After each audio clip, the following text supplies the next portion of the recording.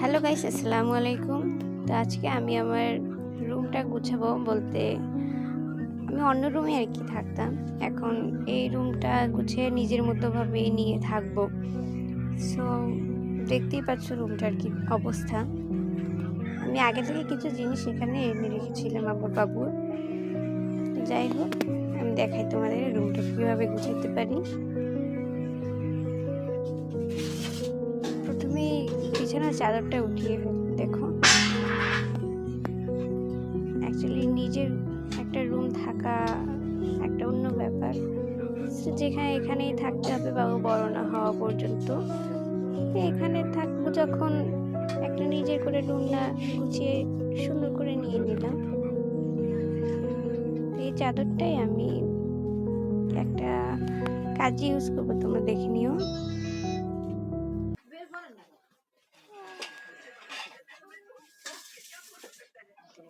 বিছানার চাদর নিয়ে নিয়েছি, এটা একদম নতুন নতুন কিনেই চাদরটা বিছিয়ে নিব।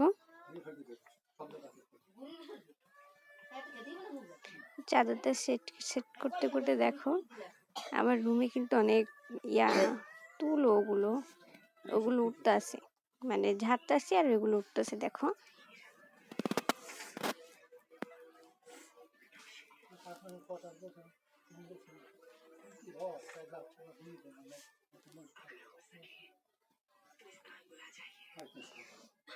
কেউ কেউ বলবে কাঠের ঘরে থাকি। হ্যাঁ, আমরা কাঠের ঘরেই থাকি।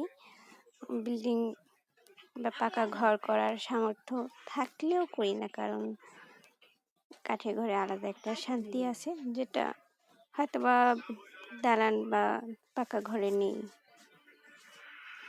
এই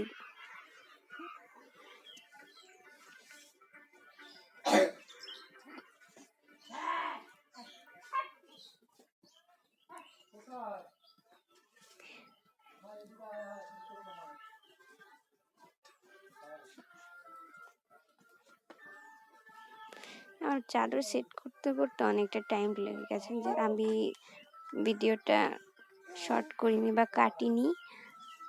কেননা ভিডিওটা কেটে দিলে কেউ কেউ হয়তো বা করতে বুঝতে পারবে না যে এখানে কতটা কষ্ট করতে হয়। সো দেখো সবাই যে ঠিক কতটা কষ্ট করে একটা ঘর সুন্দর লুক দেওয়া যায়।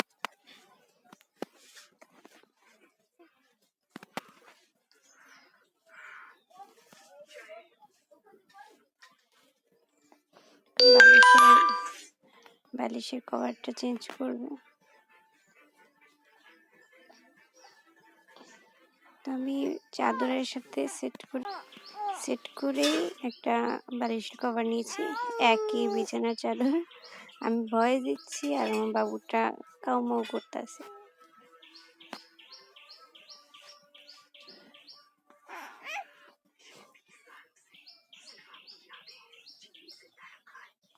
এই যে বালিশের কভার দিয়ে বালিশটা ঢেকে দিয়েছি।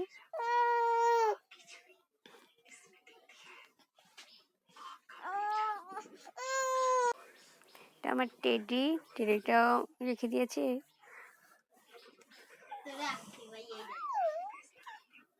বাবুর বেডটাও সুন্দরভাবে সেট করে নিলাম। ভয়ে দিচ্ছি আরো কাউমাউ করতেছে। এই দেখো আমার রুম আগে কিরকম ছিল, এখন কিরকম হয়েছে। যাই ভালোভাবে গুছাতে পারি নাই। দুপুর বেলা দেখো, বিকেলের টাইমে যখন রৌদ্র থেকে সবটা এনেছি, তখন আবার এই অবস্থা। সো অন্য একদিন আরেকটা ভিডিও দিব, যেখানে পুরো রুমটাই অনেক সুন্দর একটা গুছিয়ে রাখবো। ঠিক আছে, সবাই আমার চ্যানেলটাকে ফলো করো। টাটা।